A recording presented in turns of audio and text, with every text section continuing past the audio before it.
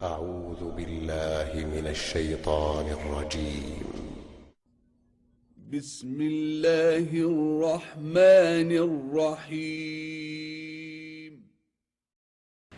ایمان بڑھ بھی جاتا ہے، مضبوط ہو جاتا ہے۔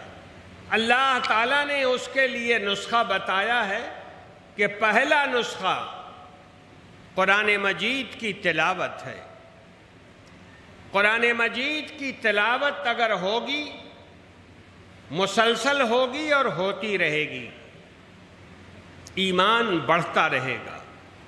اللہ تعالیٰ نے قرآن مجید میں یہ بات کہی ہے، اذا تلیت علیہم آیاتہ زادتہم ایمانا۔ جب قرآن مجید کی آیتیں پڑھی جاتی ہیں تو ان کا ایمان بڑھتا ہے، بڑھ جاتا ہے۔ قرآن مجید کی روشنی میں ایمان کو بڑھانے والی چیز قرآن مجید کی تلاوت۔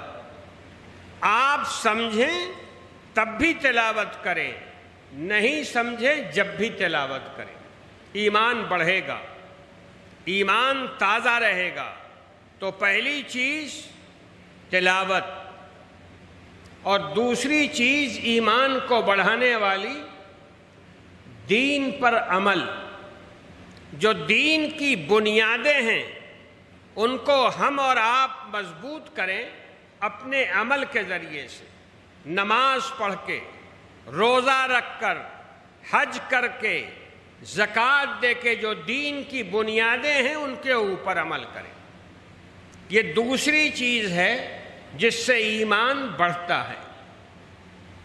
تیسری چیز، اللہ کے رسول کی چھوڑی ہوئی سنتوں کو ہم عمل کریں، اس کے اوپر سنتوں پر عمل کرنا، یہ بھی ایمان کو بڑھانے کا نسخہ ہے۔ جتنا سنتوں کا اہتمام کریں گے اتنا ہی ہمارا ایمان مضبوط ہوتا چلا جائے گا۔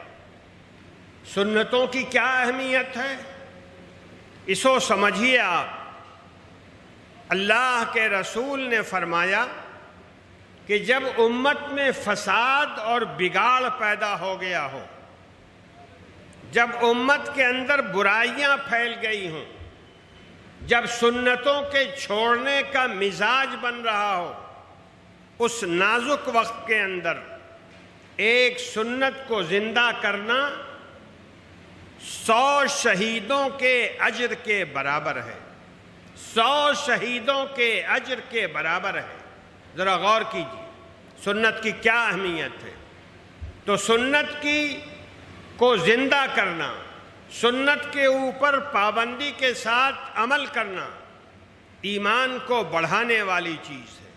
ایمان اس سے بڑھتا ہے، اس سے مضبوط ہوتا ہے۔ اور یہی چیز تحفظ شریعت ہے۔ تحفظ شریعت الگ سے کوئی چیز نہیں ہے۔ جو دین ہے، جس دین کو آپ جانتے ہیں، جس کی موٹی موٹی بات آپ جانتے ہیں، اس پر پابندی کے ساتھ آپ عمل کریں، شریعت کی حفاظت ہوتی رہے گی۔ اور جو چیزیں نہیں جانتے ہیں، علماء کرام سے پوچھیں، علم حاصل کریں، اس پر عمل کرنا شروع کر دیں۔ عمل ہوگا شریعت محفوظ رہے گی، عمل نہیں ہوگا تو نعروں کے ذریعے، حکومتوں کے ذریعے شریعت کی حفاظت نہیں ہو سکتی۔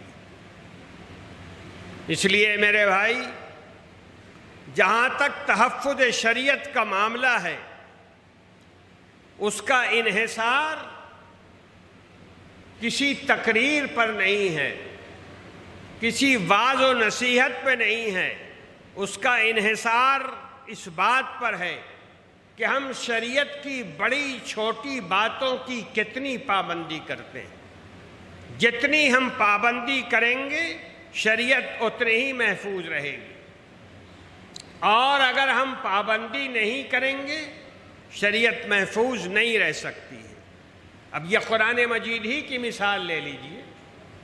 قرآن مجید کے نسخے ہمارے گھروں میں بھی ہیں، مسجدوں میں بھی ہیں، اور اگر خدا نہ خواستہ کسی دن قرآن مجید کے کوئی ظالم حکومت آ جائے اور قرآن مجید کے سارے نسخے جمع کر کے آگ لگا دے، قرآن مجید ختم نہیں ہو سکتا، اس لیے کہ ہمارے دلوں میں محفوظ، ہمارے حافظ حفاظ کرام قرآن مجید ان کے دلوں میں محفوظ، وہ زبانی بچوں کو یاد کرا کر کے حافظ بناتے رہیں گے، قرآن مجید محفوظ رہے۔